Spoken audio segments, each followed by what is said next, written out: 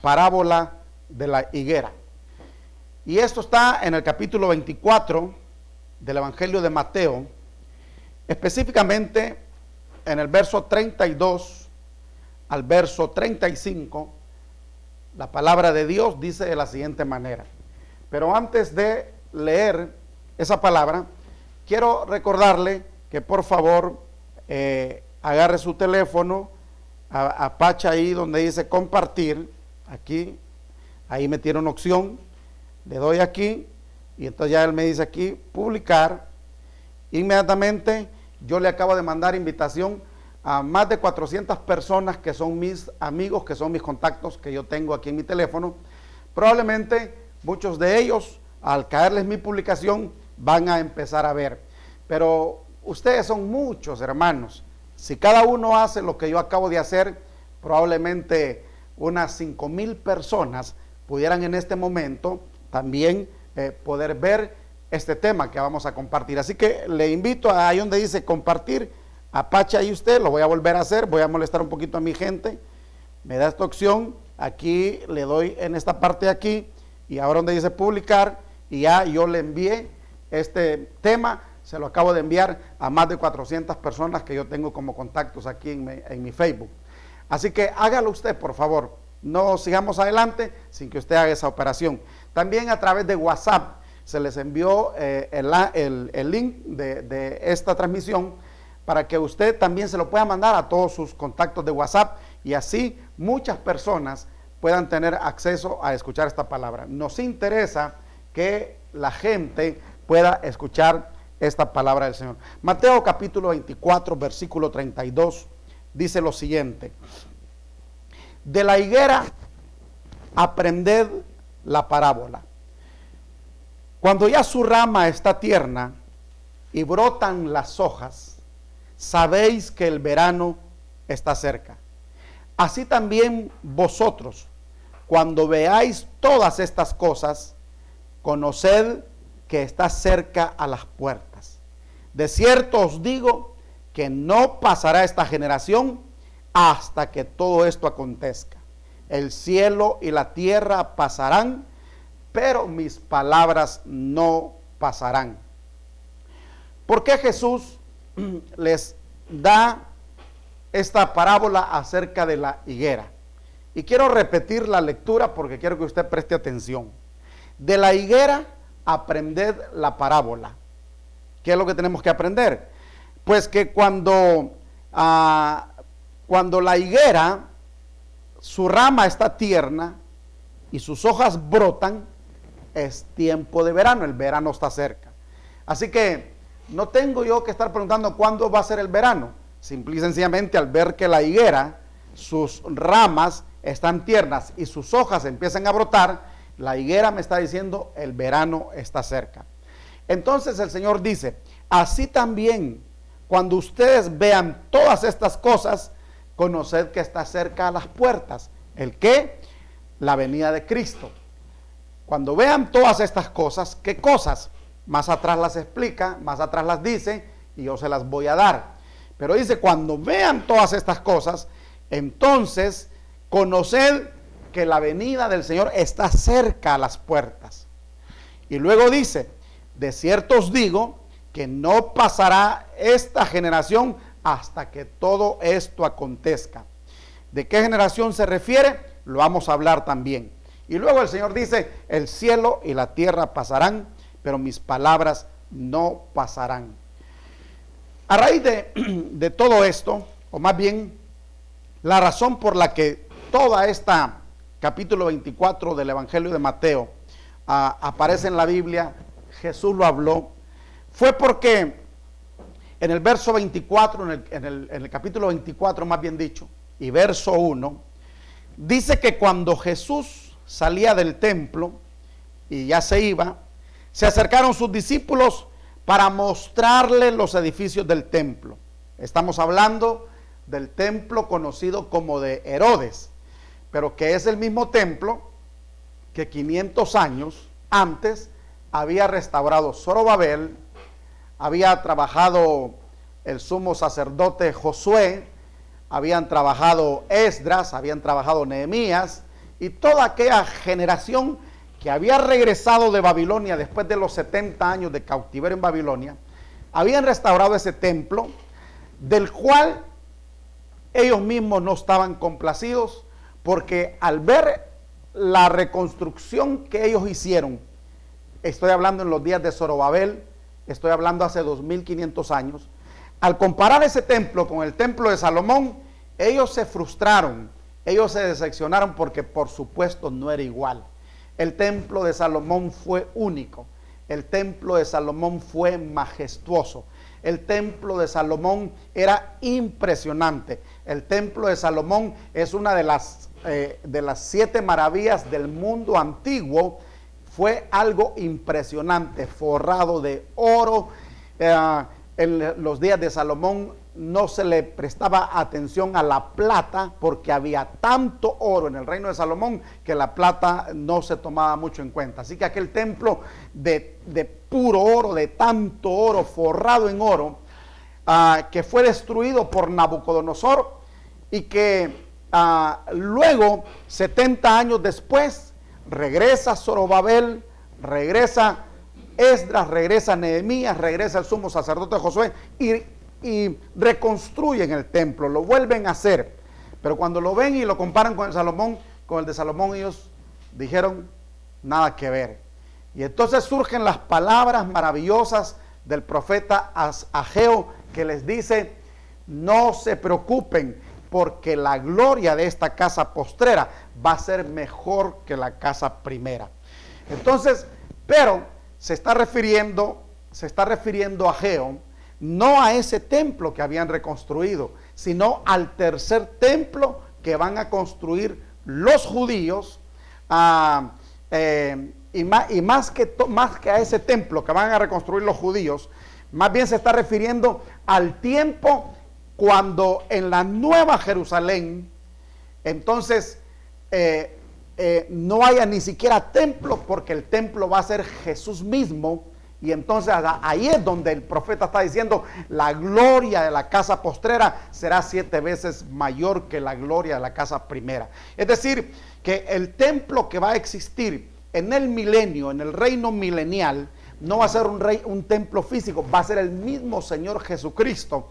Y por supuesto, hermano, esa gloria va a superar la gloria de la casa que construyó Salomón. Entonces, pero los discípulos le están mostrando el templo de Herodes, y se le llama de Herodes porque, como el templo que hizo Zorobabel y toda aquella gente no fue tan esplendoroso, entonces en los días de Herodes, Herodes lo remodeló. No fue que lo construyó, sino que lo remodeló y trató de devolverle la gloria que tuvo el templo de Salomón, pero aún así no lo logró. Pero por supuesto que sí lo levantó a tal grado que los judíos estaban contentos del templo que Herodes les había reconstruido. Tanto así que, saliendo Jesús del templo, los discípulos se le acercaron para mostrarle el templo, porque ellos se sentían orgullosos de ese templo. Como se sentían orgullosos del templo de Salomón, también se sentían orgullosos del templo de Herodes, porque Herodes lo remodeló y casi le devolvió un tanto la gloria del primero. Pero Jesús, en vez de empezar a decir: sí, qué bonito, tómenme una foto o guarden recuerdos de esto, Jesús les dijo: ¿veis todo esto?, les dijo el Señor. Sí, dijeron ellos. De cierto os digo que no quedará aquí piedra sobre piedra que no sea derribada. Los discípulos esperaban que el Señor les dijera: sí, qué maravilloso, qué lindo, es tan grande, las piedras eran tan enormes, piedras de toneladas. Ellos esperaban que Jesús les dijera: sí, esto es como el Titanic. Que la gente que vio el Titanic dijo: este barco es tan inmenso, este barco es tan grande que ni Dios lo hunde, dijeron, ¿verdad? Esta gente. Resulta que no ocupó que Dios lo hundiera, porque un iceberg lo hundió. Muy bien, esta gente prácticamente lo que le estaban diciendo al Señor: mira, este templo, quién sabe que lo destruyan como el de Salomón. Y Jesús les dijo: de cierto les digo que no quedará piedra sobre piedra. Y se fue para el monte de los olivos, dice el verso 3. Y estando él sentado en el monte de los olivos, los discípulos se le acercaron aparte diciendo: dinos, ¿cuándo serán estas cosas? ¿Y qué señal habrá de tu venida y del fin del mundo o del fin del siglo, como dice esta Biblia que yo tengo aquí? Entonces, a la respuesta de Jesús de que no quedaría piedra sobre aquel templo, los discípulos se fueron detrás de Jesús, pero iban intrigados. Jesús los picó con aquella respuesta que les dio. Y entonces cuando llegaron al monte de los olivos, se acercaron a Jesús aparte y dijeron: dinos, ¿cuándo sucederán estas cosas? ¿Qué señal habrá de tu venida? ¿Y qué señal habrá del fin del mundo? Le hacen 3 preguntas escatológicas, a raíz de que Jesús les acaba de profetizar la destrucción de ese templo. Así como Jeremías y otros profetas profetizaron la destrucción del templo de Salomón, Jesús acaba de profetizar la destrucción del templo de Herodes. Y esos discípulos, que ya eran un poquito más metidos en la palabra, tanto así que luego cuando vino el Espíritu Santo sobre aquellos 120, pudo decir Pedro: esto es lo dicho por el profeta Joel. Es decir, ellos ya habían sido instruidos por Jesús y habían sido enseñados en las Escrituras. Cosa que nosotros estamos haciendo con nuestra escuela del ministerio. Estamos enseñando la Biblia, estamos conociendo la Biblia, de tal manera que un día podamos relacionar y decir: wow, lo que Jesús está haciendo aquí está profetizando la destrucción de este templo, igual que Jeremías y otros profetas profetizaron la destrucción del templo de Salomón. Entonces ellos no se van a quedar de brazos cruzados, sino que lo siguen y le dicen: dinos, ¿cuándo sucederán estas cosas? Es decir, ¿cuándo va a hacer eso que no quedará piedra sobre piedra? Dinos, ¿cuándo? ¿Qué señal habrá de tu venida? Oh, ellos ya sabían que Jesús se iba a ir. Véanlo. Ellos sabían, Jesús se los había dicho que se habría de ir. Pero sin embargo, cuando Jesús muere, ellos se descontrolan todos. Ellos entran en crisis, entran en caos, porque como que se les olvidó. Pero aquí están preguntando: ¿qué señal habrá de tu venida? O sea, ellos sabían que Jesús se iba a ir y que Jesús habría de volver. Entonces le dicen: dinos cuándo va a ser que ese templo va a ser derrumbado. Dinos qué señal habrá de tu venida y dinos qué señal habrá del fin del siglo. Me gusta la expresión del fin del siglo porque no habla del fin del mundo, sino que habla del fin de una era, habla del fin de un ayón, habla del fin de un periodo, no del fin del mundo. Algunas versiones como esta que yo tengo aquí dicen: ¿qué señal habrá de tu venida y qué señal habrá del fin del mundo? Pero la gente, cuando no está mal dicho ahí, porque realmente el mundo no es la tierra, el mundo es un sistema. Pero la gente confunde mundo con tierra. Entonces cuando la gente el fin del mundo, entonces imaginan el fin de la tierra. No es la tierra, no es el fin de la tierra, es el fin del mundo, es el fin del sistema mundo, es el fin del sistema que gobierna a la humanidad. Por eso aquí dice: ¿qué señal habrá de tu venida y qué señal habrá del fin del siglo? Esta palabra está un poquito más entendible porque no habla de fin del mundo, no habla de fin de la tierra, sino que habla del fin del siglo, es decir, del fin de este periodo, del fin de este sistema, del fin de este ayón. Entonces contestemos ahorita. Bueno, ya nosotros sabemos que en el año 70 después de Cristo, los romanos destruyeron ese templo de Herodes. Eso lo sabemos todos. Eso usted entre a Google o busque libros de historia, sobre todo historia judía, y se va a dar cuenta que los judíos se rebelaban siempre contra sus ¿cómo llamarles? Sus conquistadores. Fue así que por eso cayó el templo de Salomón, porque ¿quién era el rey en ese tiempo? Sedequías, a quien había conquistado Nabucodonosor. Nabucodonosor decidió dejarlo ahí como rey, pero ahora vasallo de Nabucodonosor. Es decir, mira, ahora yo soy el rey, pero te dejo aquí, porque deben de entender ustedes que a los pueblos que conquistaban pueblos, no les convenía arrasar con los pueblos, no les convenía matar siquiera a la gente. Entonces ellos lo que querían es que esos pueblos se convirtieran en vasallos de ellos, es decir, que les pagaran tributo. Entonces ellos primero, por eso los reyes conquistadores, por eso primero llegaban a una ciudad y le proponían la paz, pero una paz a cambio de que ahora ustedes nos van a pagar tributo a nosotros. El rey se sentaba y decía, bueno, esto nos van a hacer pedazos, esto nos van a matar, esto van a destruir.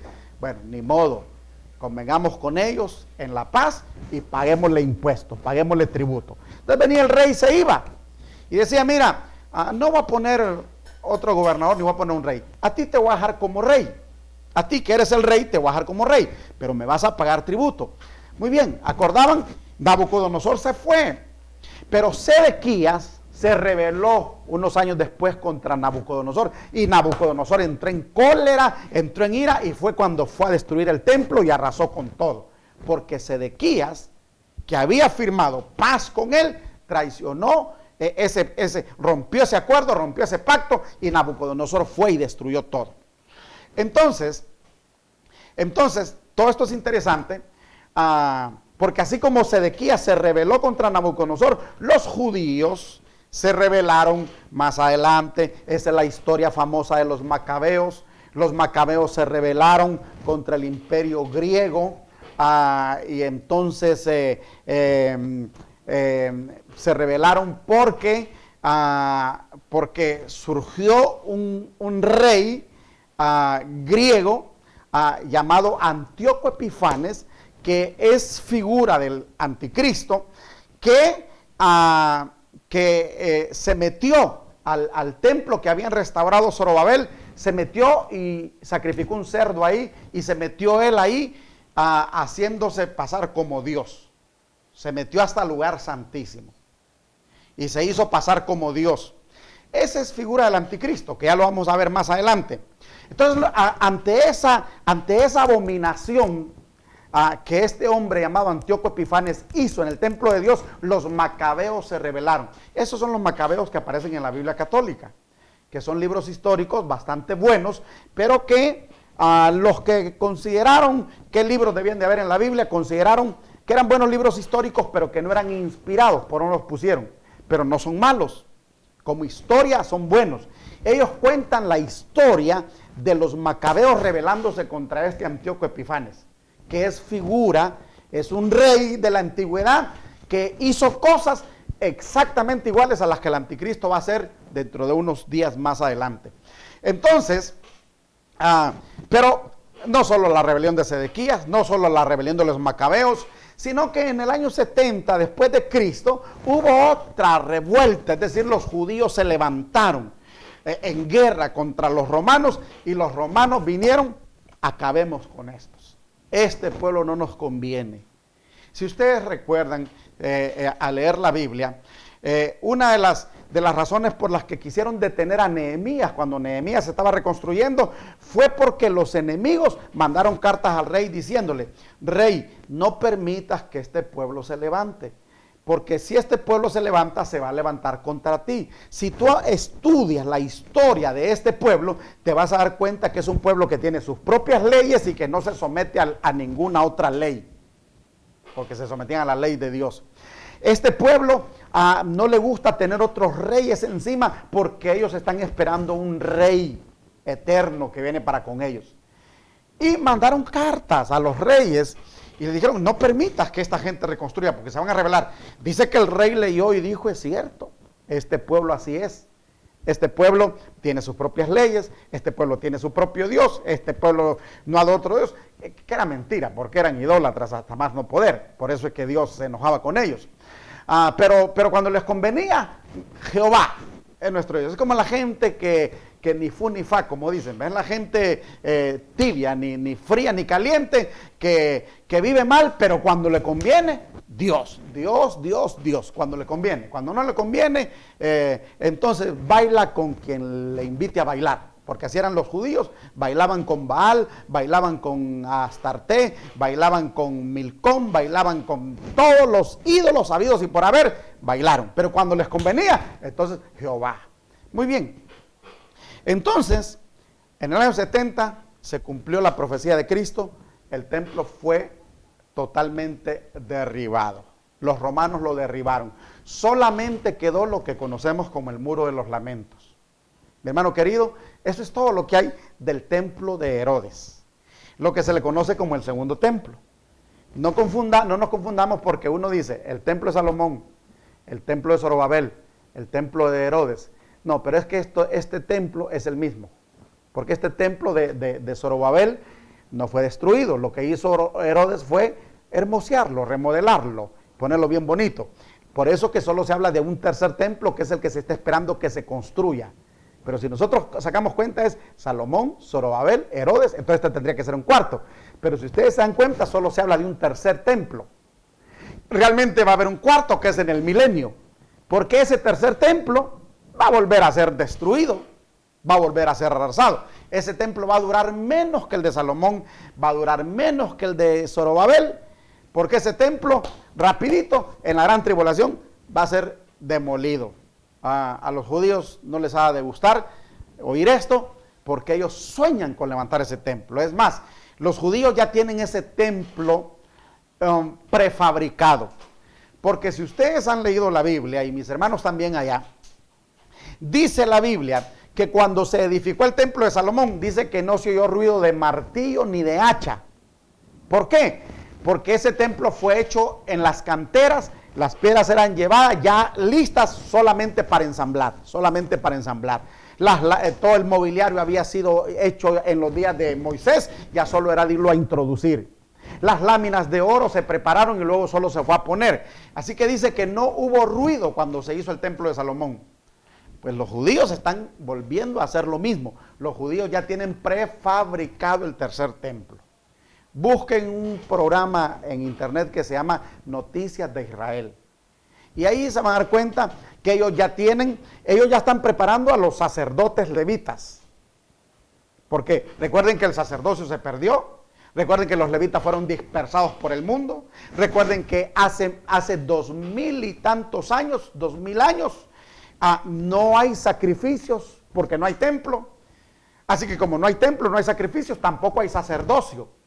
Pero si ustedes buscan el programa que yo les digo que se llama Noticias de Israel, ellos ya tienen a los levitas. Ellos ya tienen, ya los sacerdotes ya están listos para entrar en función. Ya tienen el vestido sacerdotal, ya lo tienen. Es más, hay una vaca que le llaman la vaca lazana, que en el Antiguo Testamento la usaban ellos para fabricar un agua que le llamaban de la purificación. ¿Qué consistía esa vaca lazana? La sacrificaban y esa vaca lazana se entregaba en holocausto. Holocausto quiere decir que la vaca entera se va a quemar hasta hacerse cenizas. Es decir, de esa vaca no se va a tocar absolutamente ni un pedazo de carne para darle al sacerdote ni a nadie. Esa vaca se va a quemar toda. Muy bien, según el Antiguo Testamento, esa vaca lazana, una vaca roja, esas cenizas se tomaban, se echaban en botellas, se les echaba agua y esas aguas eran para purificación. Porque ellos tenían sus rituales de purificación, porque todavía no había venido Cristo, todavía no se había dado el día de la expiación y por eso había que hacer esos continuos sacrificios y esos continuos rituales. Desde que Cristo vino ya no hay que hacer nada de eso. Nosotros como cristianos, ahora los judíos como ellos no creen que ya vino Cristo, ellos tienen que seguirlo haciendo. ¿Por qué están levantando ese templo? Porque para ellos el Mesías no ha venido. Nosotros sabemos que ya vino y que hace 2000 años vino y que ellos mismos lo mataron. Ellos ni cuenta se dan. Ya vamos a ver aquí lo lindo que es la Biblia. Entonces, esa vaca había desaparecido. Sin embargo, hace unos 7 años atrás, no sé de qué manera, no me lo pregunten, yo no estaba ahí, pero los judíos ya tienen otra vez la vaca roja, la vaca lazana. ¿Ah? La vaca, sí, bermeja o roja o lazana, es lo mismo. Ya la tienen. La vaca para hacer ese sacrificio que había desaparecido de la faz de la tierra, ya la tienen los judíos. Ya tienen. Y el templo ellos dicen que ya lo tienen, que solo está para ensamblarlo. Entonces, hermano, cosas interesantes. Hablar de escatología es una cosa maravillosa. Y a mí me gusta porque aprendí mucho con el doctor Ríos, aprendí mucho con el pastor Ismael Paz, he aprendido mucho con el pastor Héctor Nufio. Aparte, no es bueno decirlo uno, pero también soy un autodidacta, es decir, una persona que estudia, lee, investiga, busca, rebusca, vuelve a leer, etcétera, etcétera. Y esto de la escatología, para mí son temas fascinantes. No son fáciles de hablar, porque también, aunque haya alguien que lo sepa hablar, se necesita que los que oigan también sea gente que sepa oír. La escatología no es para todos, pero espero que en este momento muchos me estén entendiendo. Fíjense que estoy apenas en la introducción, porque miren cuánta cosa he explicado y estoy en la introducción. Porque los discípulos entonces le preguntaron tres cosas. ¿Cuándo sucederán estas cosas? Es decir, ¿cuándo va a ser la destrucción del templo? Ya se las dije. ¿Qué señal habrá de tu venida? No le he dicho. ¿Y qué señal habrá del fin del mundo? Vamos con qué señal habrá de tu venida. Mateo 24, entonces, verso 4 dice, respondiendo Jesús les dijo, mirad que nadie os engañe, porque vendrán muchos en mi nombre diciendo yo soy el Cristo, y a muchos engañarán. Verso 6, y oiréis de guerras y rumores de guerras, mirad que no os turbéis, porque es necesario que todo esto acontezca, pero aún no es el fin. Bueno, entonces aquí quiero que entendamos, tenemos que ir aprendiendo a ver las señales. Entonces Jesús dice, miren, van a haber muchos que van a decir yo soy el Cristo, pero todavía no es el fin, dice el Señor. Nosotros ya estamos viendo ese montón de gente que se ha levantado diciendo yo soy el Cristo. El que más presente tengo yo, y por cierto ya murió y no resucitó como había dicho, porque él no hablaba de morir, este hombre hablaba de una transformación, pero se murió y ni se ha transformado ni ha resucitado, porque el único que pudo hacer eso se llama Jesús. Pero este señor es aquel puertorriqueño de apellido Miranda, que Manuel de Jesús Miranda, que primero él decía que él era Pablo, después es que ya no era Pablo, sino que ahora era Jesús, y después es que apareció tatuándose el 666, y entonces ahora no sé quién era, porque el del 666 es el anticristo. Pero este tenía engañada a mucha gente. Incluso aquí en Honduras, él tenía sus seguidores, tenía más de 3,000 seguidores aquí en Honduras. Por cierto que cuando este hombre, creo que vino una vez y lo dejaron entrar, pero la segunda vez que vino ya el gobierno no le permitió la entrada. Entonces, bueno, este hombre aseguraba ser el Cristo. Era impresionante, todavía, bueno, yo no le recomendaría ver esos videos porque pueden ser contaminantes. Yo sí los he visto, porque dependiendo del grado de madurez uno puede ver algunas cosas, otras cosas tal vez no. Pero a este hombre, mientras él predicaba, la gente, sobre todo las mujeres, se paraba y le aplaudían y le tiraban besos y le decían, mi Señor, mi Dios, le decían. Santo Dios, yo me quedaba impresionado. Entonces, hermano querido, pero así como él, muchos más. Pero dice el Señor, pero no es el fin. Así que van a haber muchos anticristos, pero claramente dice él, pero no es el fin, dice. Pero sí dice, van a engañar a muchos. Eso sí quiero que lo tomen en cuenta, que no es el fin, pero van a engañar a muchos. Por eso es que tenemos que estudiar la palabra, porque no es posible que haya gente que caiga en la trampa de un hombre común y corriente que les haga creer que es el Cristo. Este hombre tenía no sé cuántos millones de seguidores. Se habla de millones de seguidores que creían que él era el Cristo, porque dice aquí, a muchos engañarán. Pero aparte de esto, dijo Jesús, van a oír de guerras, van a oír de rumores de guerras. Miren que no se turben, porque esto es necesario que acontezca, pero aún no es el fin. Está hablando el Señor. El Señor está describiendo el final de los tiempos. Entonces, ¿por qué dice el verso 7? Porque se levantará nación contra nación y reino contra reino, y habrá pestes, aparte de rumores de guerras. Dice, aparte que se levantará reino contra reino. Miren ustedes, Corea del Norte contra Corea del Sur, Corea del Norte contra Estados Unidos, Rusia contra Estados Unidos, y ahora pleito con China. Rumores de guerras, suenan los tambores, pero son rumores, pero todavía no es el fin, dice el Señor. Pero aparte de los muchos falsos cristos, aparte de los rumores de guerras, van a haber pestes, van a haber hambres y van a haber terremotos en diferentes lugares. Mire, hermano, todavía nosotros no hemos visto una hambruna generalizada. Sí hay hambruna en ciertos lugares. Hay hambruna en África, en Honduras hay hambruna, en el corredor seco hay hambruna, en Guatemala hay hambruna, ahí por Esquipulas, hay gente que no tiene que comer, pero son multitudes, pero vienen hambrunas en las que el mundo va a sufrir realmente, va a entender qué es una hambruna, y terremotos en diferentes lugares. Hermanos, ahorita los terremotos se han intensificado como nunca. Se dice que allá por 1900 no habían más de 100 movimientos sísmicos en un año. Hoy tenemos 200 a 250 movimientos sísmicos por día. Cuando en 1900 no habían 100 movimientos sísmicos por año. Hoy tenemos 200 movimientos sísmicos por día. Y eso lo pueden comprobar, hermano. Yo aquí tengo una aplicación. Me voy a salir del Facebook que estoy viendo. Porque yo tengo aquí una aplicación. ¿Dónde la tengo? Permítame ver. Aquí está, mire. Earthquake. Bueno, no soy muy gringo yo, ¿verdad? Terremoto en inglés. Pues Earthquake.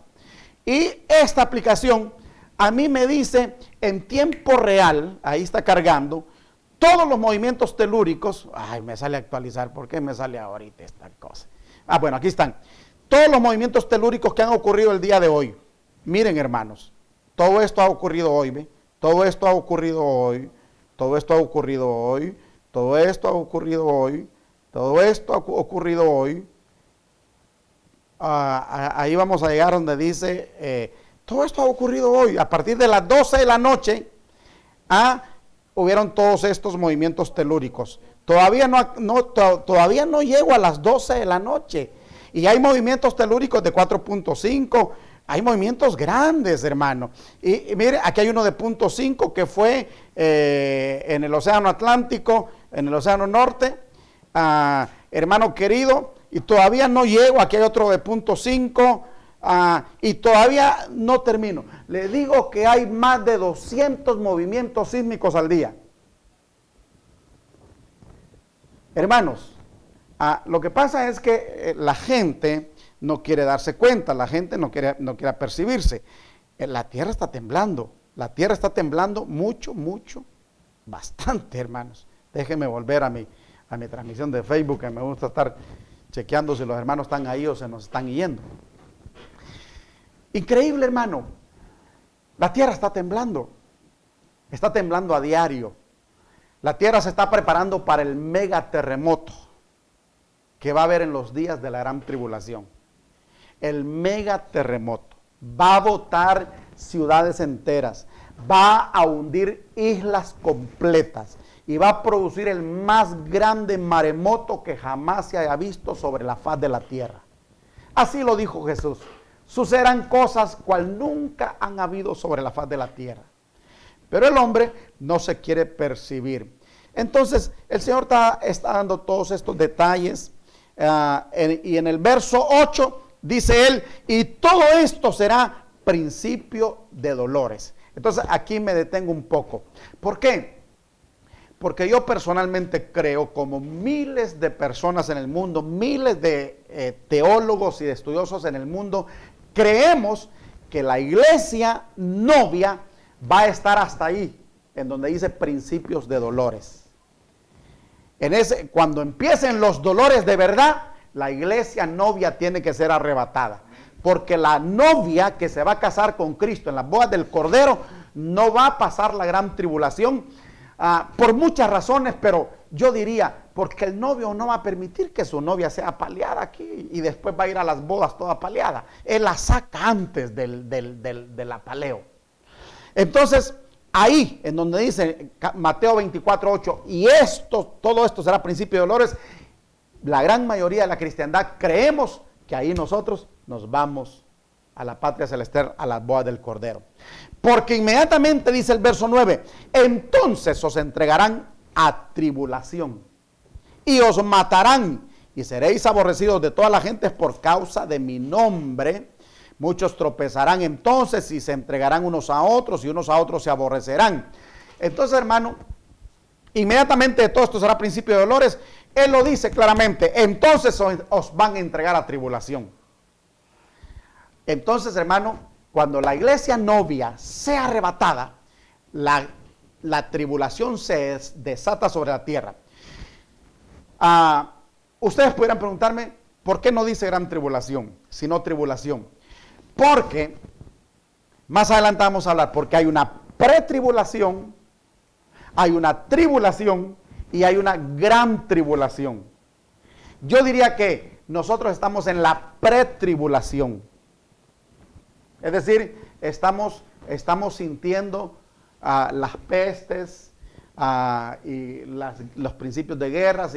Y este no es el mejor tiempo. Estamos ya nosotros viendo esas señales. Entonces creo que estamos en un periodo pretribulacionario. Pero luego viene el periodo tribulacionario. ¿Cuál es el periodo tribulacionario? Los primeros 3 años y medio de los 7 años. Porque los primeros 3 años y medio no son la gran tribulación. Esos son 3 años y medio de una falsa paz que el anticristo le va a proporcionar al mundo. Entonces eso no es gran tribulación, pero ya estamos en la tribulación, o ya se estará en la tribulación, porque yo espero no estar. Entonces eso es tribulación. Pero los 3 años y medio de los últimos 7, eso es gran tribulación. ¿Por qué?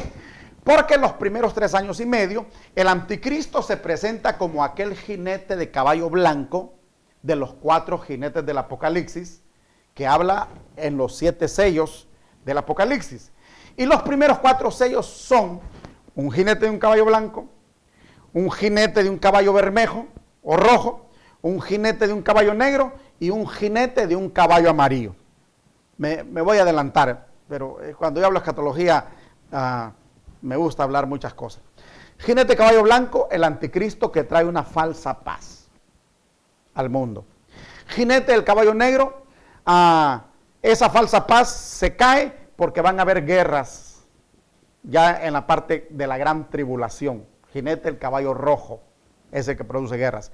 Jinete del caballo negro, jinete que trae hambre y escasez, que trae hambruna, porque las guerras y todo lo que van a haber van a provocar la hambruna.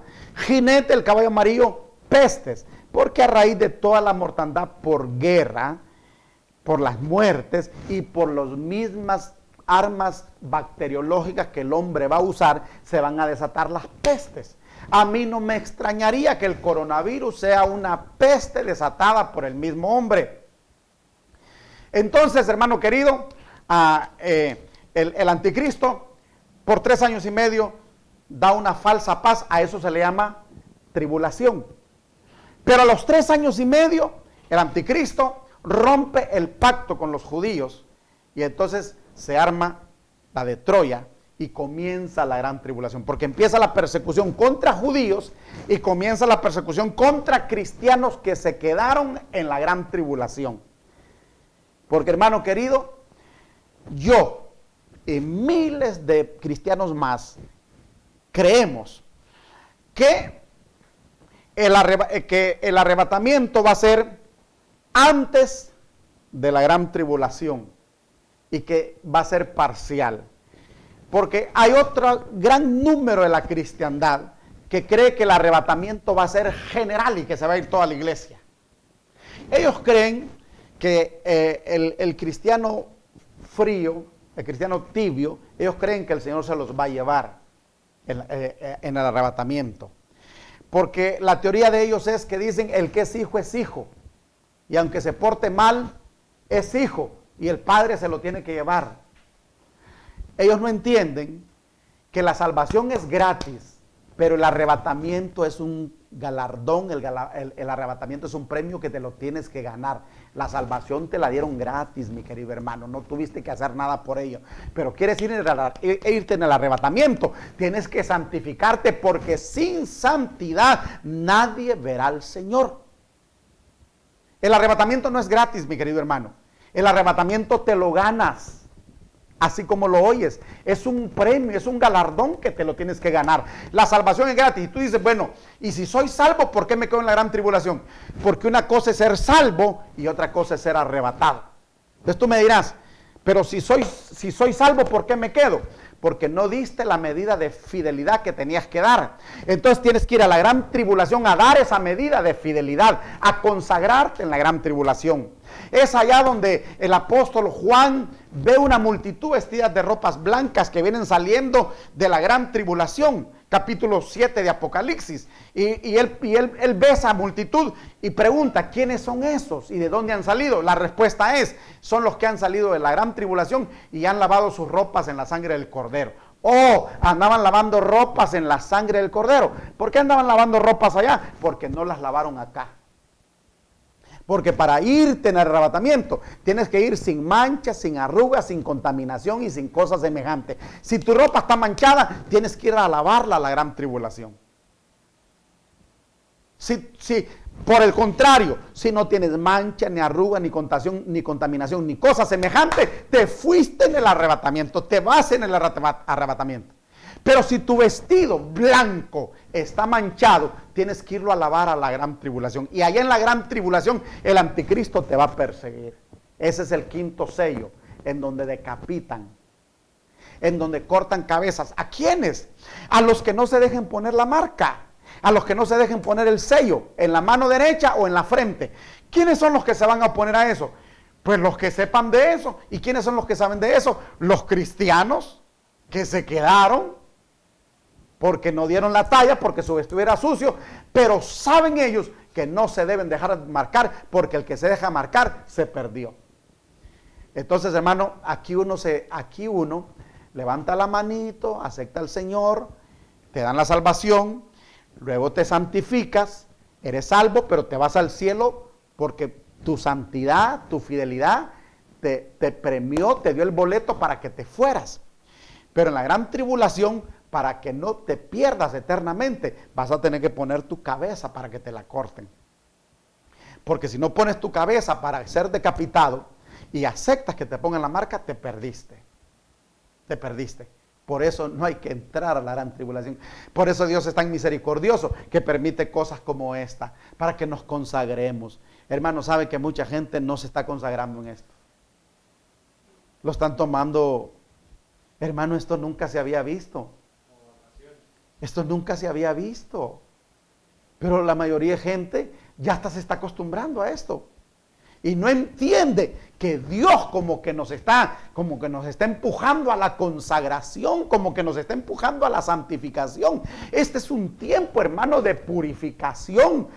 Aquí es donde ¿por qué toda esta gente que proclama el año de no sé qué, el año de no sé cuánto? Díganme por amor de Dios, si alguien proclamó año de la consagración porque este año es año de consagración. Este es año para consagrarnos, este tiempo de consagración.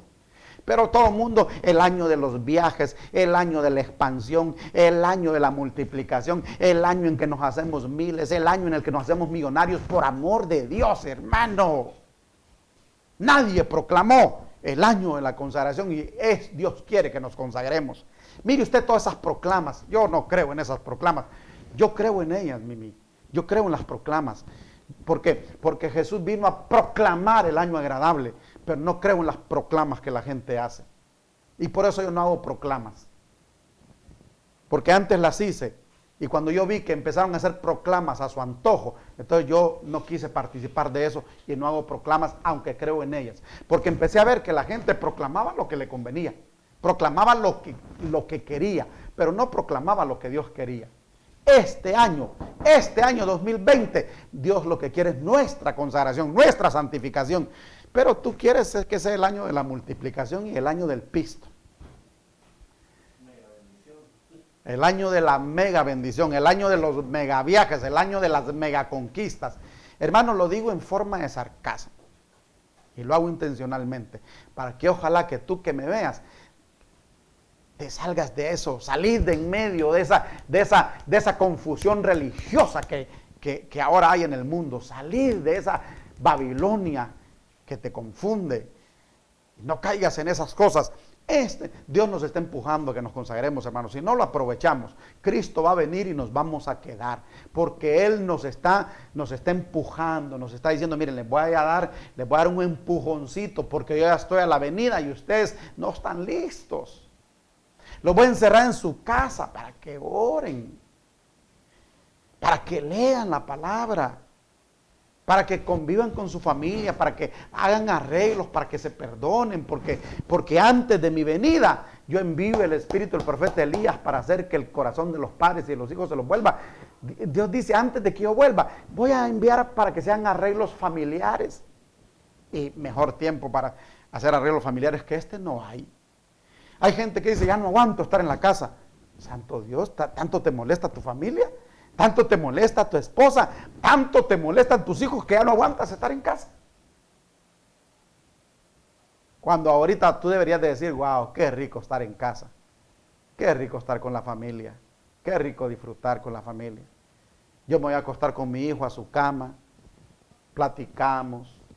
Vemos programas educativos, documentales. Trato de enseñarle cosas. Platicamos con mi esposa, hacemos aseo juntos, estamos haciendo muchas cosas juntos. Wow, qué rico. Para mí, qué rico es estar en casa. No les voy a decir que quisiera que nos quedáramos así, porque sé que tenemos que seguir trabajando, pero qué rico es estar en casa con la esposa y con los hijos. Alguien dirá, es que usted tiene solo un hijo. Yo que quisiera tener 4 o 5 y que anduvieran correteando por ahí. Solo tengo uno. Pero yo quisiera tener 4 o 5 y que anduvieran correteando por ahí. Siento que sería hasta más alegre la cosa. Pero hay quienes ya no aguantan la familia. Ya se aburrieron de su mujer. Y quieren salir de casa. Este es el año que Dios nos ha dado para que nos consagremos. Este tema va a ser larguísimo. Yo creo que esto va a ser vigilia, hermanos. Estoy en introducción. Entonces, sigamos leyendo. Vamos a leer hasta el verso 14 del verso 9. Muy bien, dice el verso 10. Muchos tropezarán entonces y se entregarán unos a otros y unos a otros se aborrecerán. Y muchos falsos profetas. Esto, hermano, de que se aborrecerán es que va a haber gente que, como el gobierno mundial del anticristo va a andar persiguiendo a los cristianos, entonces van a haber cristianos que por salvarse ellos van a decir, allá en aquella casa hay un cristiano. Y se van a entregar y hasta se van a aborrecer.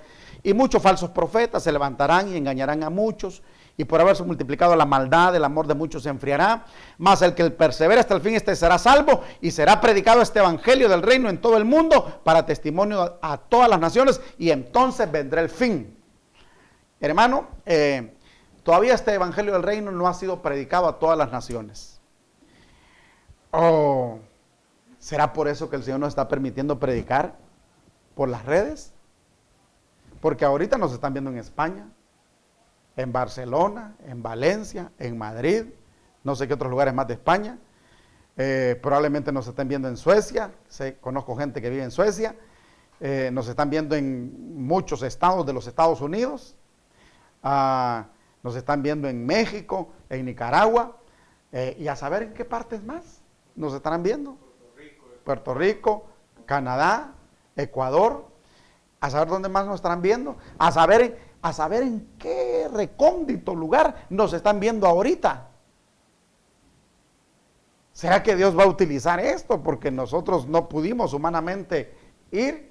Pero él dice, y será predicado este evangelio del reino en todo el mundo, y entonces vendrá el fin. Pongámosle ojo a este tipo de predicación. Porque realmente en mis planes no estaba predicar así. Pero ahora estamos llegando. Mire, hermano, les voy a decir algo. Nosotros aquí le predicamos a 1000 gentes, a 800 gentes, a 1200 gentes, cuando mucho. Sin embargo, ahorita, inmediatamente que terminamos, al ratito, 5000 gentes ya vieron el mensaje. Tenemos un mensaje que lo vieron 14,000 personas. Entonces, hoy le estoy predicando a más gente que antes. Antes le predicaba a 1000 gentes. Hoy llegamos, inmediatamente que termina, ya hay 4000, 5000, 6000, 7000 gentes que vieron el tema. Y les digo, hay un mensaje que casi llegó a las 14,000. Y hay un tema que lastimosamente se partió en 3 pedazos, pero cuando sumamos los 3 pedazos, hay como 12,000 visitas, Roberto, a ese tema, no me acuerdo cuál fue. Entonces, le estamos predicando a más gente. Y si tú me haces el favor de compartir, vamos a llegar a mucha más gente y quizás estemos predicando el evangelio a todo el mundo. Y entonces vendrá el fin. Ahora, hermano, vamos a lo que dice el capítulo 15 en adelante, el versículo 15 en adelante, de quizás este tema lo vamos a continuar el viernes. Pero dice el verso 15, por tanto, cuando veáis en el lugar santo la abominación desoladora de que habló el profeta Daniel, el que le entienda. Entonces, mire, hermano, mire, nos vamos a ir al capítulo 7 de Daniel. Retrocedamos por favor al capítulo 7 de Daniel.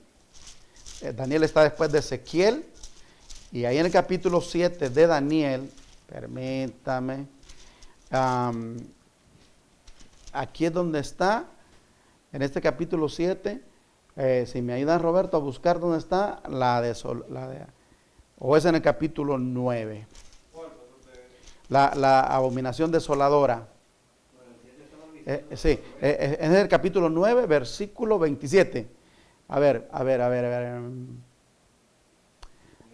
Capítulo, bueno, dice capítulo 26, y después de las 62 semanas se quitará la vida del Mesías. Está hablando de cuando mataron a Cristo. Daniel vio la crucifixión de Cristo, por lo menos se la mostraron, le dijeron en qué momento Cristo iba a morir, y le dijeron, después de las 69 semanas van a morir el Mesías. Y eso, hermano, eso se toma el tiempo desde el momento que se dio la orden de reconstruir Jerusalén. Entonces se empiezan a sumar, esa orden la dio Ciro de Persia, dio esa orden, y cuando Cristo murió, habían transcurrido 483 años según la profecía. Cuando Cristo murió, se cumplieron 483 años. Pero se habla de 70 semanas de años para terminar con el pecado. Se habla de 490 años. Cuando Cristo muere habían transcurrido 483 años. Solo faltaron 7. ¿Cuáles son esos 7 años? Los 7 años de gran tribulación. ¿Por qué no se tomó en cuenta los 2000 años? Porque este fue un espacio, un paréntesis de gracia que Dios hizo para salvarnos a nosotros los gentiles. Es un paréntesis de gracia que Dios hizo para que apareciera en escena la iglesia, porque hasta cuando Cristo muere, la iglesia todavía no aparece en escena, sino solamente Israel. Por eso dice, a los suyos vino, porque Jesús vino por Israel. Y los suyos le rechazaron. A los suyos vino, pero los suyos le rechazaron. Jesús vino por Israel, pero como Israel lo rechazó, entonces Jesús inició el proyecto iglesia. ¿Qué alguien puede decir? Se lo sacó de la manga. No, el rechazo de Israel al Mesías estaba previsto dentro del plan eterno de Dios, porque al rechazo de Israel entonces iba a darse el proyecto iglesia, que los judíos hasta el día de hoy no lo entienden. Los judíos no entienden qué es eso. Los judíos, para ellos solo ellos existen y no se dan cuenta que ya hay una iglesia en la tierra con la que Cristo está teniendo mejores momentos que con ellos. Nos dio el Espíritu Santo, a ellos todavía no se los ha dado. Nos prometió estar con nosotros todos los días y hasta el fin del mundo. Está con nosotros. Para ellos la iglesia no existe. Para ellos nosotros somos gente loca, gente rara. Pero porque no entienden que se abrió un paréntesis de gracia. Se interrumpió el tiempo de Israel y empezó un tiempo. Cuando se cumple el tiempo de los gentiles, es decir, cuando se dé el arrebatamiento de la iglesia, el reloj de Israel sigue corriendo. Se quedó en 483 años y empieza a correr 484, 85, 86, 87, 88, 89, 490 años cuando se cumplen los 7 años de gran tribulación. Eso es lo que habla Daniel. Y Daniel entonces dice, un príncipe que ha de venir destruirá la ciudad y el santuario. Ese príncipe que ha de venir está hablando de Tito, el general romano que destruyó en el año 70 la ciudad de Jerusalén, pero también está hablando del anticristo, que no ha venido, que va a hacer lo mismo, que va a destruir la ciudad y el santuario. Y su fin será con inundación hasta el fin de la guerra, durarán las devastaciones. O sea que va a haber una guerra durante esos días, la tercera guerra mundial, la guerra de Armagedón, que es otro tema que hay que explicar. Y por otra semana confirmará el pacto con muchos. Esta semana es la semana que hace falta, porque se habló de 70 semanas y solo se han cumplido 69, hasta que murió el Mesías habían 69.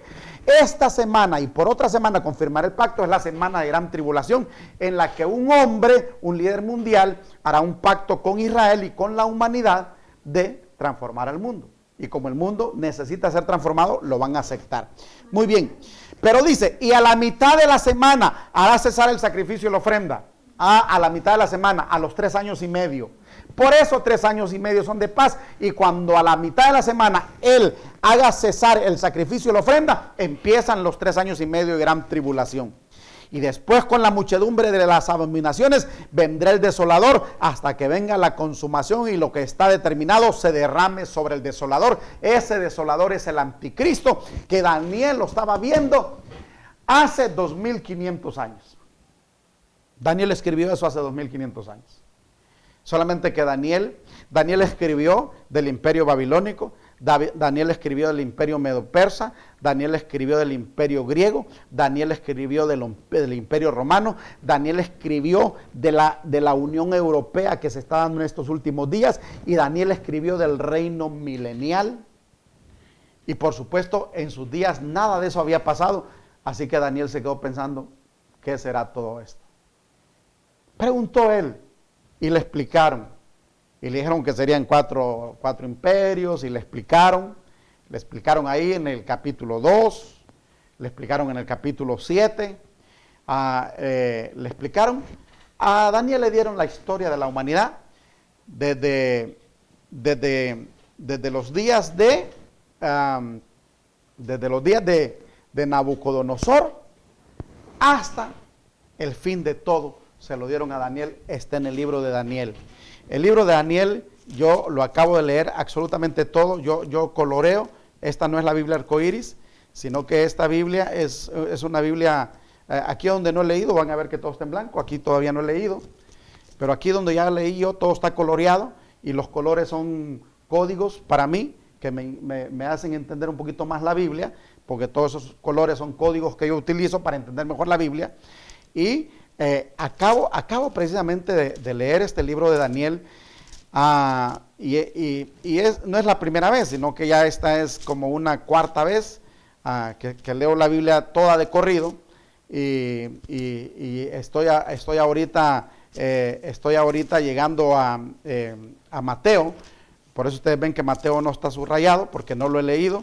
Es decir, ya lo leí otras veces, porque acabo de terminar Zacarías, y hoy leo Malaquías y entro a Mateo, que está aquí adelantito. Entonces, hermano, todo esto es interesante, porque cuando tú lees la Biblia la vas a entender. El que lee la Biblia se va a dar cuenta que la Biblia se explica solita.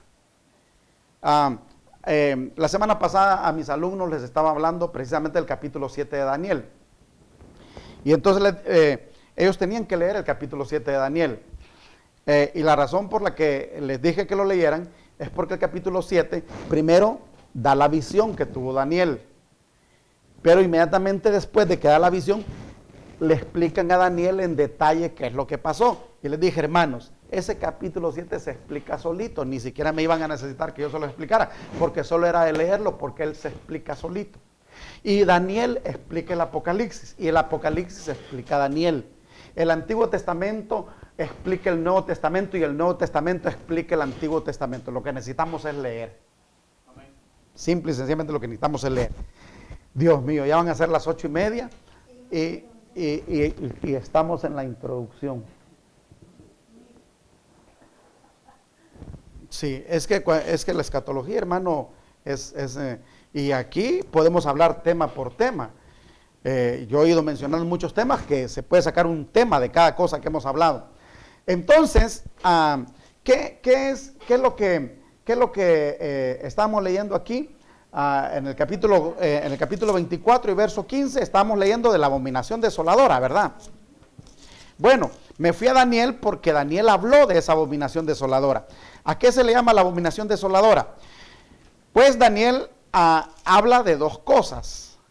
Habla de cuando Antíoco Epifanes, que fue un rey que se levantó en el imperio griego,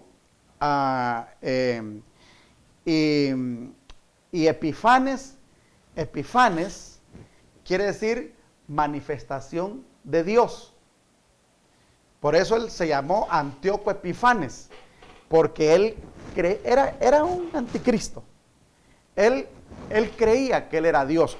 Muchos reyes del Antiguo Testamento se creyeron dioses. Y esa fue una de las razones por las cuales Dios castigó a muchos de ellos, incluyendo a Nabucodonosor.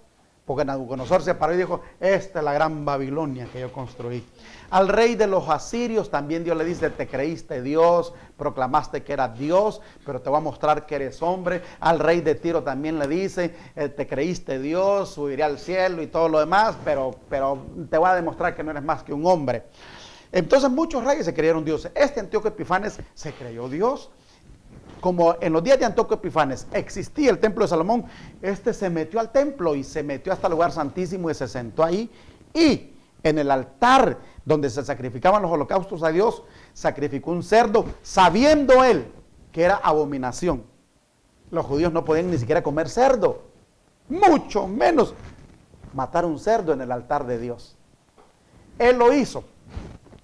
Antíoco Epifanes, la historia dice que lo hizo porque él quería humillar a los judíos. Él quería matar la fe de los judíos. Y dijo, bueno, estos ni siquiera comen cerdo. Pues yo voy a matar un cerdo en el altar de su Dios. Para que vean que su Dios no existe. Y me voy a meter al templo y me voy a meter al lugar santísimo para que vean que su Dios no existe y que Dios soy yo. ¿Saben por qué Antíoco Epifanes pudo hacer eso?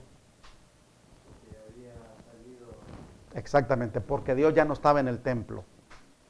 Porque si Dios hubiese estado en el templo, le pasa a la de aquel rey que se me escapa el nombre ahorita, que se metió a ofrecer incienso. Ese ni siquiera se metió al lugar santísimo, se metió hasta el lugar santo a ofrecer incienso. Dice que no me acuerdo cuántos sacerdotes, creo que 85 sacerdotes se fueron detrás de él y le dijeron, rey, sal de aquí, no te corresponde estar aquí. Aquí solo nosotros, sacerdotes, podemos entrar. Y el rey se enojó y dijo, yo soy el rey. Y inmediatamente le salió lepra y los sacerdotes le dijeron, rey, sal rápido, te estás poniendo leproso. Y lo sacaron leproso por haberse metido, porque Dios estaba ahí. Cuando este loco de Antíoco Epifanes, porque realmente así le decían, el orate, le decían, el loco Epifanes le decían, porque era un hombre enajenado, loco. ¿Qué decía Roberto? El rey Usías fue el que se metió, ¿verdad? Muy bien. Ahí en la historia de los reyes, en los libros de los reyes y de crónicas, ahí está la historia del rey Usías, que se creyó rey y sacerdote. Hay que tener mucho cuidado. Él era rey, pero no era sacerdote. Y se metió a hacer la función de sacerdote. Y Dios estaba ahí. Y dijo, bueno, ¿y este qué anda haciendo aquí? Por eso no podemos usurpar funciones. Por eso ni siquiera no podemos usurpar funciones, no podemos rebelarnos contra nadie, porque Dios es el que pone y el que quita. David no quiso rebelarse contra Saúl, aunque Saúl estaba loco y endemoniado. David no quiso rebelarse contra él, porque siempre consideró que el único que podía quitar a Saúl era Dios. David lo tuvo en sus manos para matarlo y no lo hizo, porque él dijo: a este hombre lo ungió Dios, a este hombre lo puso Dios, y el único que lo puede quitar es Dios. Y eso tiene que entenderlo uno. Por eso uno no se puede rebelar contra la autoridad, porque quien puso la autoridad fue Dios, y quien sabe cuándo va a quitar la autoridad es Dios. Pero este sacerdote, este rey, él era rey, no sacerdote, y se metió, el rey Usías. Vivió leproso toda la vida y su hijo tuvo que reinar en vez de él. ¿Cómo se llamaba el hijo de Usías? Ahí dice también. El hijo de Usías terminó de reinar. Ahora, vuelvo y repito, este se metió ahí porque ya Dios no estaba.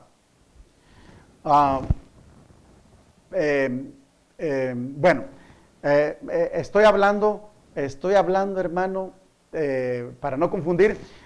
Ya este no es el templo de Salomón, sino es el templo de Zorobabel, en donde se metió Antíoco Epifanes, para aclarar, porque he hablado tanta cosa que lo podemos confundir, y yo mismo lo puedo confundir.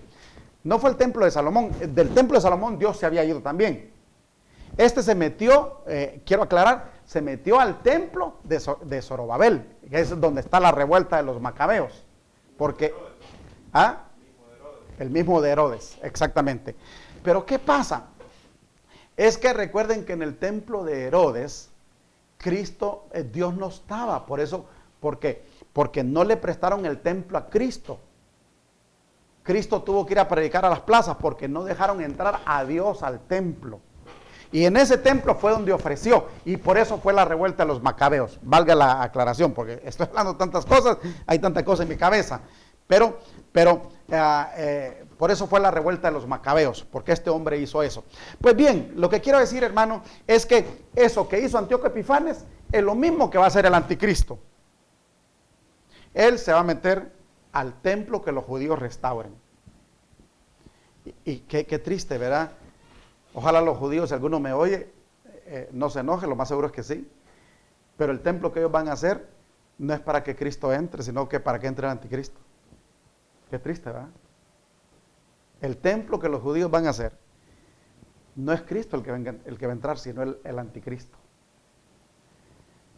Recuerdo las palabras de Juan el Bautista, que le mandó a decir: ¿eres tú o esperaremos a otro? Pues como no recibieron al verdadero, van a recibir al otro. Van a recibir al otro. El que va a entrar a ese templo que ellos con tanto esmero están preparando, no es Cristo el que va a entrar, sino que va a ser el anticristo. Santo Dios, hermanos, son las 8:30, que es normalmente la hora en que terminamos, y aquí podemos seguir mucho tiempo más. Pero como vamos a estar hablando de escatología todos estos días, y ojalá que usted esté aprendiendo, y esta vez podemos hacer preguntas del tema. No me pregunte del Big Bang, ni me pregunte de cuántas estrellas hay, yo esas cosas no sé. Pregúnteme del tema y platicamos del tema. Entonces, mientras los hermanos envían las preguntas, vamos a poner el video, la alabanza que los hermanos hicieron, y mientras están las alabanzas, usted está preparando sus preguntas, las envía, y vamos a dar unos 10 minutos, 15 minutos para responder preguntas, y luego continuamos el viernes con este interesante tema que hemos empezado a compartir ahora. Vamos con las alabanzas.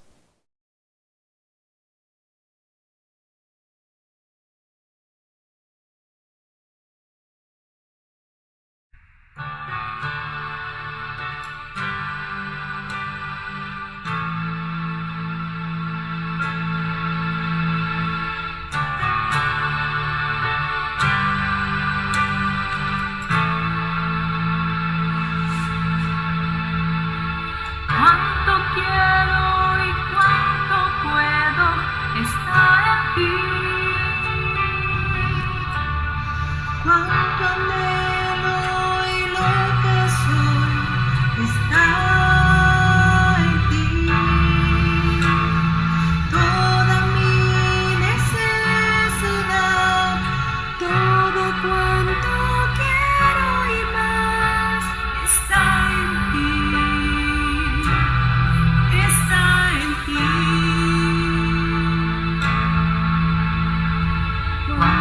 quiero y cuánto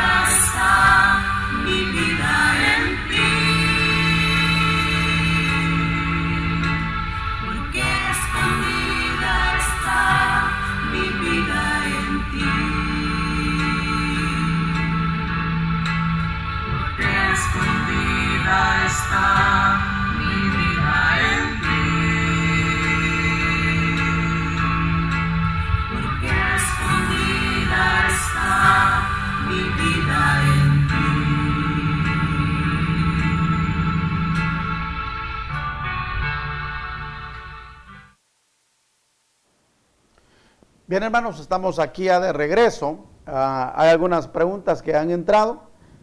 Vamos a escucharlas. Amén. Dice, pastor, explíqueme esa parte, por favor, donde dice que no vamos a estar ya para la tribulación. Y la misma persona tiene otra pregunta, dice, pastor, por favor, dice, sí, pero entonces si la persona se puede perder, dice No, la gran tribulación. vamos una la por primera, una. entonces. Vamos una por una. Sí, que le explique, dice, por favor, dice esa parte donde dice que no vamos a estar ya para la gran tribulación. Hermanos, para la tribulación. Hay mucha palabra y gracias a Dios también hay muchas figuras. Pudiéramos hablar, por ejemplo, el capítulo 12 del libro de Apocalipsis, en donde se habla de una mujer que está a punto de dar a luz y que hay un dragón que está esperando que la mujer dé a luz para tragarse el niño. Pero dice que cuando el niño nace, ese niño es arrebatado para el cielo. Y la mujer que dio a luz es perseguida por la serpiente.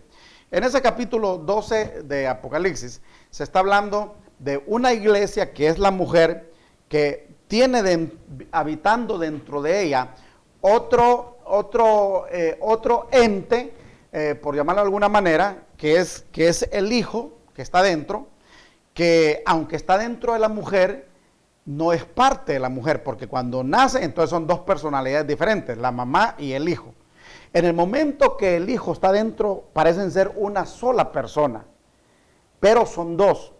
La iglesia actualmente es una iglesia, pero adentro tiene un grupo de llamados más que vencedores, que va a llegar un momento que se van a apartar de ella, como cuando el niño nace de la mujer y se convierten en dos entidades diferentes.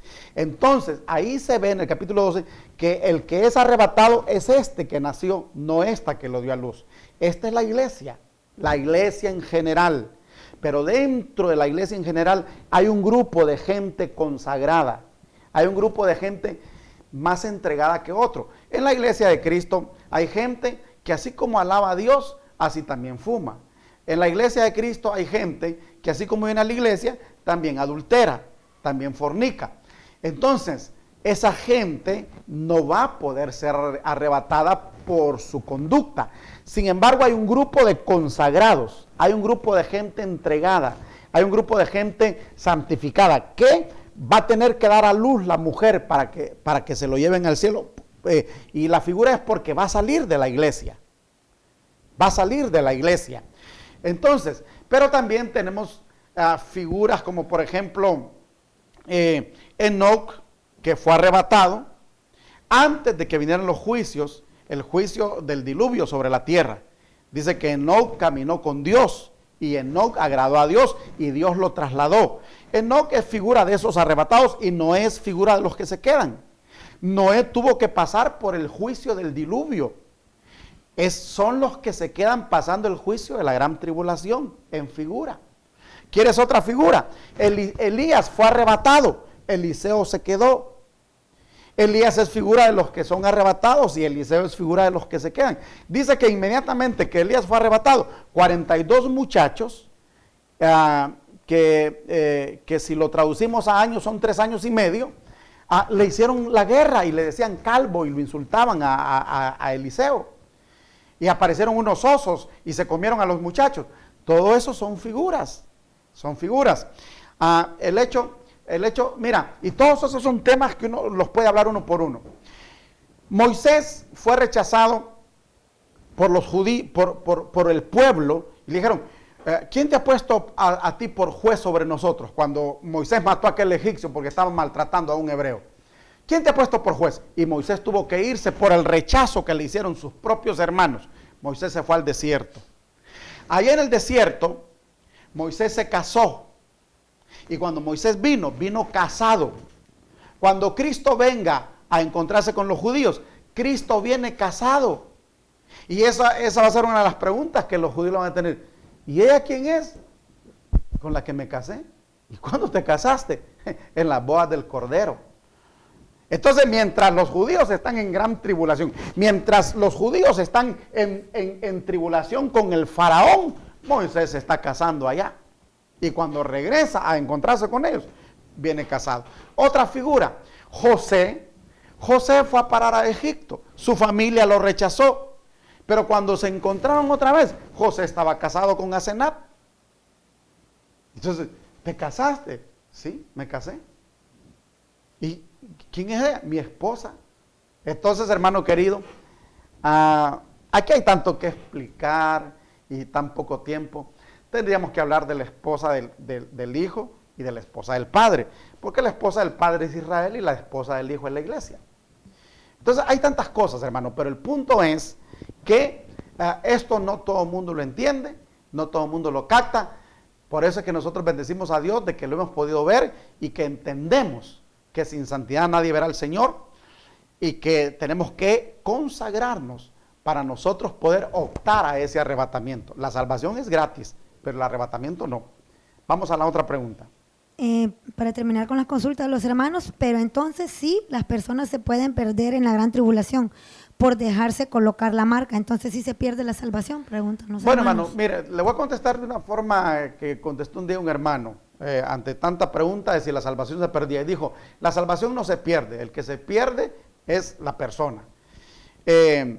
¿Por qué? Porque la salvación hay que cuidarla con temor y temblor. La salvación te la dan gratis. Él no te la va a quitar, pero tú la puedes devolver, tú la puedes descuidar, tú la puedes echar a perder. Él te la dio y los regalos no se quitan. Si yo le digo, Mimi, mira Mimi, te regalo mi teléfono, yo no se lo puedo volver a quitar porque se lo regalé, pero agárralo Mimi. Pero viene Mimi al siguiente día y me dice, pastor, se lo devuelvo, no lo quiero. Yo no se lo quité, ella me lo devolvió. La salvación Dios no te la va a quitar. Pero si tú no la cuidas y tú la devuelves, es problema de cada quien. Y el que quede en la tribulación me imagino que está en peligro, pastor. El que se quede en la tribulación, Desde ya está en peligro, pues porque descuidó. Ya va en camino. excelente, el que se quede en la tribulación está en peligro. ¿Por qué? Porque entró a la gran tribulación por el descuido que tuvo en este tiempo. No se consagró, no se santificó, no vivió de acuerdo a la demanda, no dio la medida que tenía que dar, no dio la medida de novia.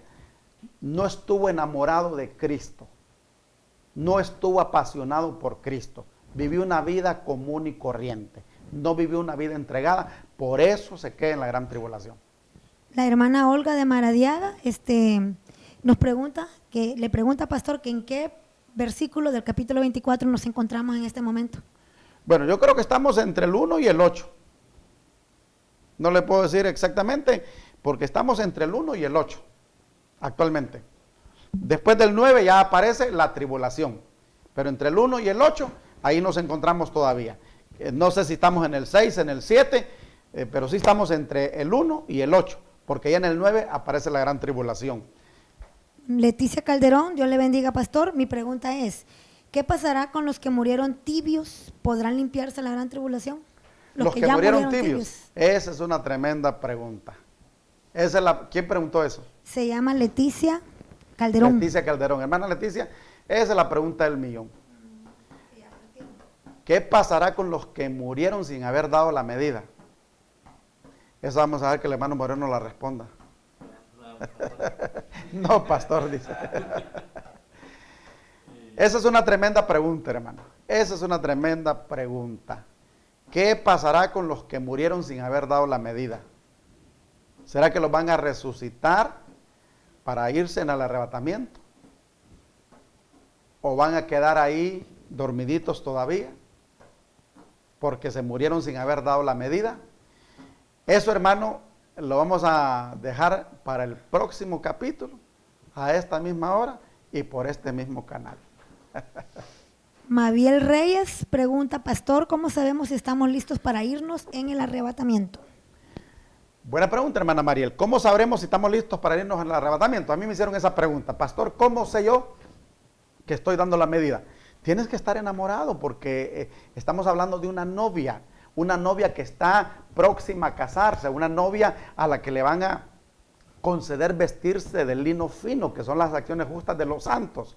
Entonces, cuando la novia está a punto de casarse, está más enamorada que nunca. Está más enamorada que nunca. Entonces, ¿estás enamorada de Cristo? Hermano, ¿estás enamorado de Cristo? ahorita estás que te mueres por venir a la iglesia o no quieres venir a la iglesia. Bueno, mide tu temperatura, ponte el termómetro del amor y mira, estoy enamorado, estoy apasionado, me hace falta, quiero estar con él, me acuesto pensando en él, me despierto pensando en él, cuando estoy comiendo ahí en la sopa veo su rostro. Tienes que ver si estás enamorado del Señor. Recuerda que hay una parábola de 10 vírgenes que están esperando al esposo. ¿Y cómo se espera al esposo? Se espera enamorado. Entonces, yo te diría que el cristiano carnal no esté enamorado de Cristo. Yo te diría que el cristiano tibio no esté enamorado de Cristo. Él es un convencido que viene a la iglesia, pero enamorado no está. Hay que estar enamorado porque él viene por su novia y su novia tiene que estar enamorada. Otra pregunta. El hermano Dagoberto Lendos consulta por qué el pueblo de Israel se empeñaba tanto en serle infiel a Dios, si él los libraba siempre y ellos seguían siempre en lo mismo. ¿Sería que tenía que ser así? Es que hermanos, en los tiempos antiguos, la idolatría fue un mal muy grande, igual que hoy. El problema es que Israel venía de Ur de los Caldeos, un pueblo idólatra. De hecho, Abraham participó en ese paganismo. Y luego los judíos estuvieron 400 años en Egipto, en donde había Dios para todo. Se dice que las 10 plagas iban dirigidas a 10 principales dioses de Egipto. Tenían dioses para todo. Es como en India. En India hay como 3 millones de dioses, porque tienen Dios para el sol, para el agua, para la gripe, para la tos. Tienen Dios para todo. Entonces, había que enseñarle a Israel un solo Dios. Y eso no fue fácil, sacar esa cantidad de dioses. Ese pueblo que estaba acostumbrado a la idolatría, ese pueblo que no conocía a Dios, sino que solo conocía ídolos. Fue muy difícil. Es como para nosotros, hermano. No ha sido fácil que el mundo salga de nosotros. ¿Por qué? Porque toda la vida vivimos en el mundo. Entonces ha costado que el mundo salga de nosotros. Costó que la idolatría saliera de Israel. Hasta todavía, hace 2000 años, eran idólatras. Hoy son menos idólatras. Pero todavía Dios está tratando esa parte con ellos. Ellos fueron un pueblo inclinado a la idolatría. Por eso, aunque creían en Dios, cada vez que conquistaban un pueblo, quedaban viendo el Dios de ese pueblo, quedaban viendo el templo de ese pueblo, quedaban viendo los altares de ese pueblo, y decían, está bonito, lo vamos a hacer, y lo hacían. Y entonces llevaban ídolos. Y entonces a Dios le costó mucho. Es como se dice, los israelitas salieron de Egipto, pero Egipto no salió de ellos.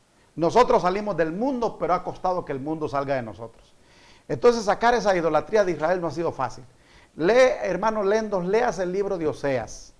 Creo que Oseas solo tiene 12 capítulos, pero es un libro lindo en donde habla de la fidelidad de Dios y la infidelidad de Israel. Es donde Dios le dijo a Oseas que se casara con una mujer adúltera, con una mujer que le quemaba la canilla a cada momento a Oseas. Y Dios lo que está diciendo, mira, perdóname Oseas, lo que te he dicho que hagas es muy duro para ti, casarte con una mujer que te va a ser infiel, pero te quiero usar como una señal profética porque lo que quiero es que así como esta mujer te es infiel a ti, a pesar de que la amas, a pesar de que la vas a traer, a pesar de que la perdonas, así es Israel conmigo. El libro de Oseas es un libro lindo que habla de la gracia y la misericordia de Dios para la gente infiel, para la gente pecadora. Pero Dios espera el arrepentimiento.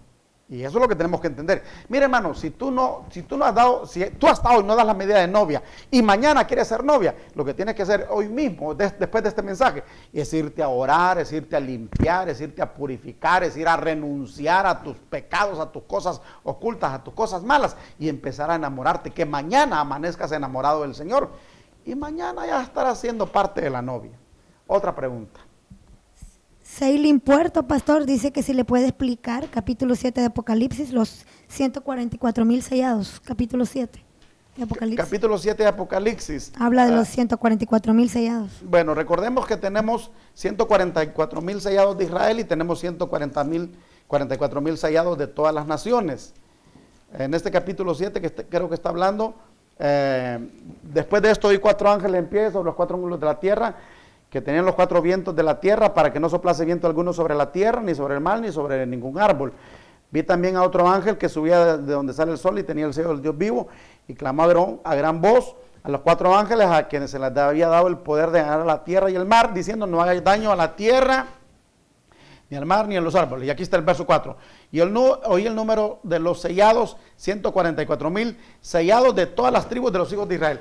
Estos 144,000 sellados son de Israel. Y yo tengo que decirle algo, hermano. No se sabe si es un número exacto o es un número simbólico.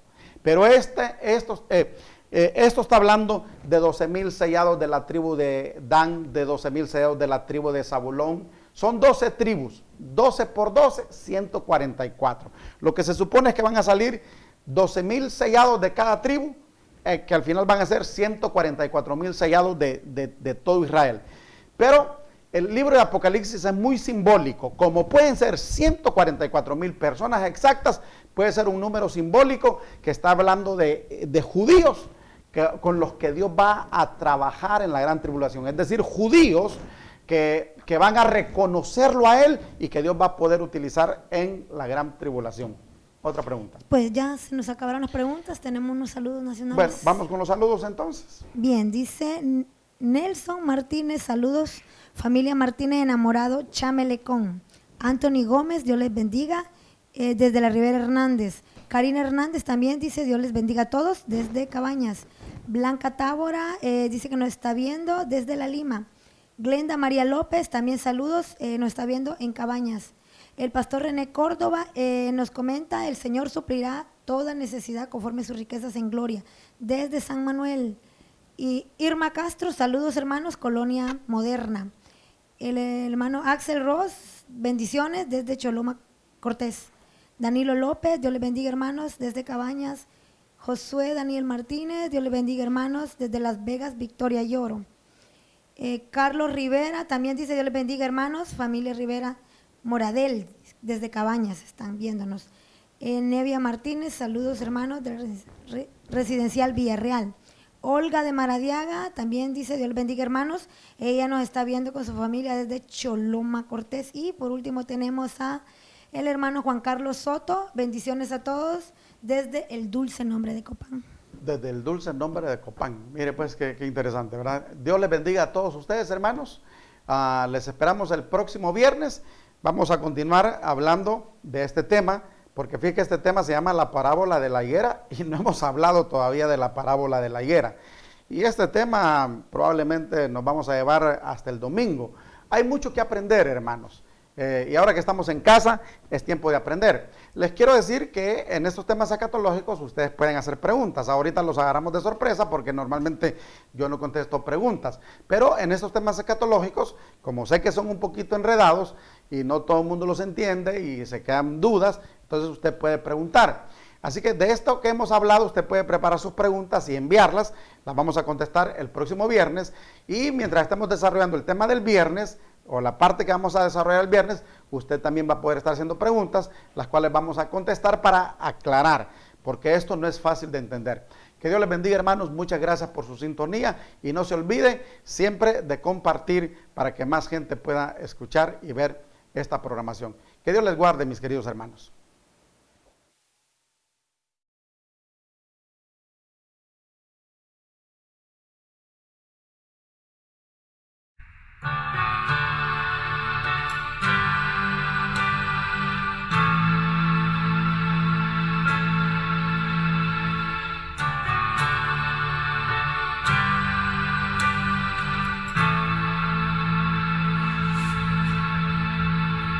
Cuánto quiero y cuánto puedo estar en ti. Cuánto anhelo